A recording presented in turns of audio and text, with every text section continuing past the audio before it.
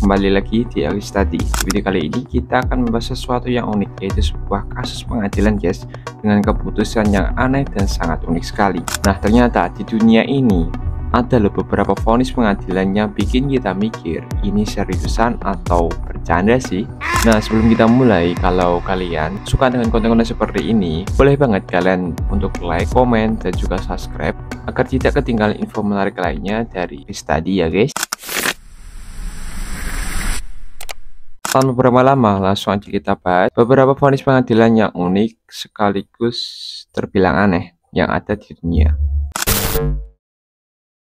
Untuk kasus yang pertama, ini terjadi di Amerika ya guys. Bayangin saja, seorang anak kecil yang berumur 6 tahun itu sudah diwajibkan untuk mengikuti yang namanya sekolah mengemudi, atau kalau di negara kita itu diharuskan untuk membuat yang namanya SIM. Ceritanya begini, pada tahun 2009 lalu ada seorang ibu yang keluar keluar jalan-jalan atau kemana, naik mobil bersama anaknya yang berusia 6 tahun tadi. Nah si ibu sudah bilang, sudah memperingatkan si anaknya untuk memakai yang namanya sabuk pengaman, tapi si anak ini mengelak dan nggak mau menurut dengan omongan ibunya. Alhasil ketika di sebuah perempatan besar, ternyata benar guys, ada polisi di sana dan si ibu ini ditilang dan akhirnya berujung ke pengadilan. Ya sama sih kayak di negara kita. Nah singkat cerita, ketika ibu ini sedang ada di pengadilan ya, ibu ini malah berbicara kepada polisi, ini bukan salah saya, ini adalah salah anak saya. Anak saya sudah saya beritahu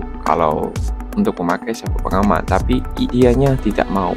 Nah kira-kira seperti itu. Si hakim pun kan mikir, oh anaknya tadi kan sudah diperingatkan ibunya, tapi kok tetap nggak mau pakai sabuk pengaman, padahal sabuk pengaman ini sangatlah penting. Alhasil si hakim ini ya mencari alternatif keputusan yang mungkin bisa berpihak ke anaknya, dan hasilnya guys, ternyata si hakim menjatuhkan hukuman ya bukan kepada ibunya tapi ke anaknya tadi ya, ke anaknya yang masih berumur 6 tahun tadi. Hakim menyebutkan untuk si anak tadi dihukum dengan diwajibkan mengikuti sekolah mengemudi, atau kalau di sini yaitu membuat SIM ya. Hakim sendiri bilang tujuannya mengapa sih anak sekecil ini diwajibkan untuk mengikuti sekolah mengemudi. Hakim Sanchez ya yang namanya ini yang memutuskan. Beliau bilang kalau hal ini enggak cuma sekedar hukuman, tapi Hakim Sanchez bilang kalau ini adalah cara untuk mengajarkan sebuah tanggung jawab sejak dini. Jadi si anak tadi tidak belajar terkait sabuk pengaman, tapi juga tentang keselamatan berkendara secara umum.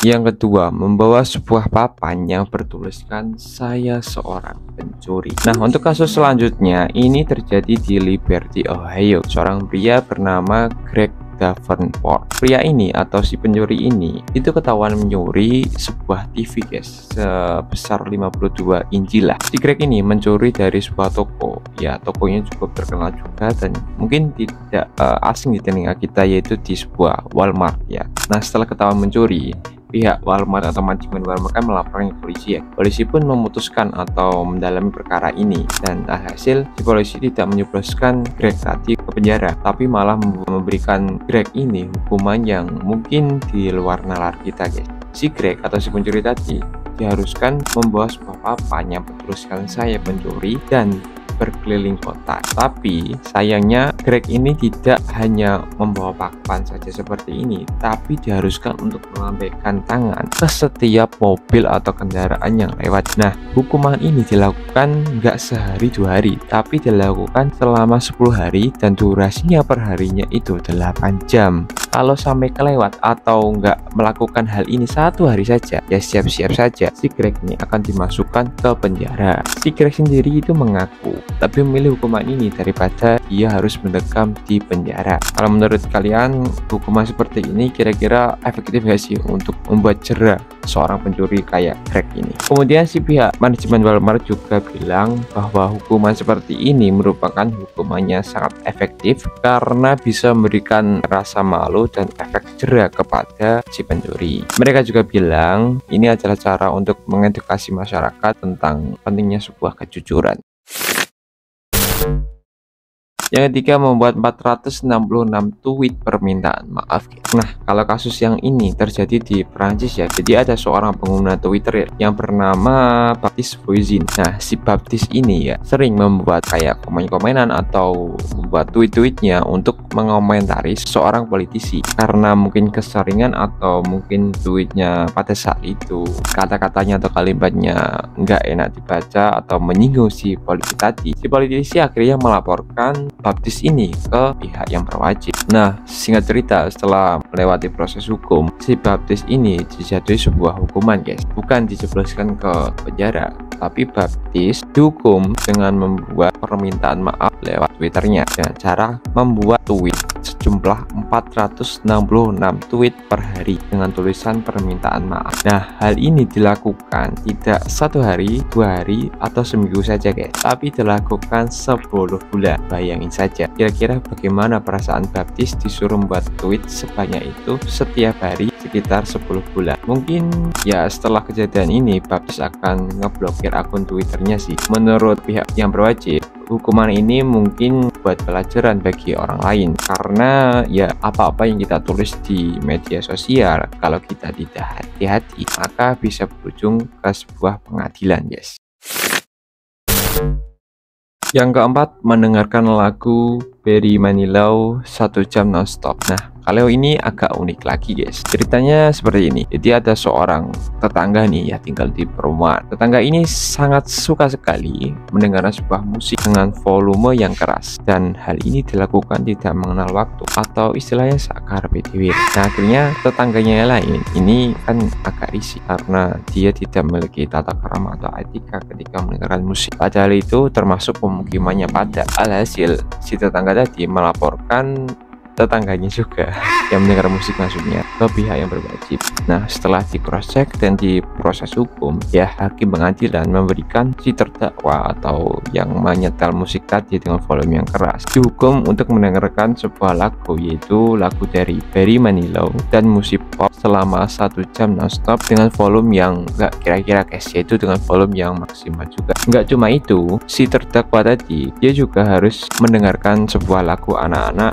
dari Bernie and Friends. Ya, menurut kalian si tetangga tadi kan sukanya kan musik rock dan metal ya, istilahnya rock and roll, tapi dihukum dengan mendengarkan musik seperti ini ya, musik anak-anak dan musik mungkin di luar genrenya, dan itu dengan volume yang sangat maksimal juga dengan suara yang keras. Ya, ini seperti sebuah penyiksaan sih, karena seseorang yang tidak menyukai musik itu disuruh mendengarkan dengan volume yang sangat keras, dan ini merupakan sebuah penyiksaan yang bisa kalian rasakan sendiri lah. Nah, hukuman ini menurut saya dimaksudkan agar si terdakwa tadi bisa belajar terkait tata krama dalam mendengarkan sebuah musik. Nah, hukuman ini juga menjadi sebuah bukti bahwa pengadilan itu bisa membuat suatu keputusan atau sanksi yang sangat kreatif, tapi jangan sampai kamu merasakan hal seperti ini, guys.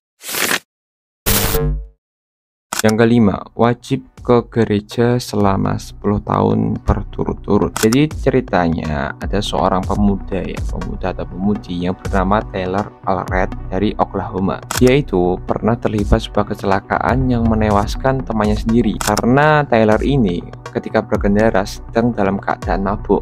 Alhasil ya mungkin oleng atau nggak fokus, akhirnya bisa menyebabkan kecelakaan dan temannya bisa meninggal tadi. Nah, akhirnya si Taylor ini alih-alih dijebloskan ke dalam sebuah penjara, hakimnya yang mendalami kasus ini ternyata memberikan hukuman yang unik kepada Taylor yang mungkin tidak bisa kita pikirkan, guys. Taylor sendiri dihukum untuk diwajibkan datang ke sebuah gereja ya, secara rutin selama 10 tahun berturut-turut. Nah, selain itu juga Taylor juga diwajibkan untuk lulus kuliah tepat waktu dan rajin untuk tes narkoba selama 6 bulan sekali, guys. Kakak Taylor sendiri sangat mendukung ya. Kakak Taylor yang bernama Hedling Dam sangat bersyukur sekali adiknya tidak jadi di penjara. Harusnya sih di penjara, kalau di negara kita mungkin kasus ini akan panjang. Tapi bayangin saja, 10 tahun si Taylor harus rutin ke gereja tanpa bolong-bolong tergolong. Kira-kira Tyler ini jika sudah selesai ya mengalami masa hukuman, mungkin Tyler ini bisa jadi seorang pendeta.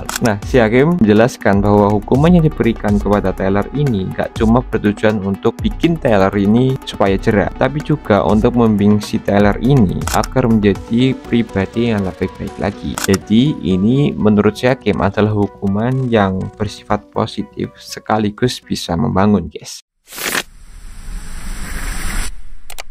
Nah, kira-kira seperti itu guys, beberapa vonis pengadilan paling unik dan aneh yang ada di dunia. Dari hukuman yang disuruh membawa papan yang bertuliskan saya pencuri, sampai diwajibkan meningkatkan lagu dengan 1 jam non-stop, dan masih banyak lagi yang sudah kita bahas. Dan semuanya ini bikin kita mikir, ini seriusan atau bercanda sih? Dan saya selaku membuat konten, ini seriusan guys. Jangan lupa buat like, subscribe, agar kalian tidak ketinggalan info menariknya dari channel Agris tadi ini. Sampai jumpa di video berikutnya guys.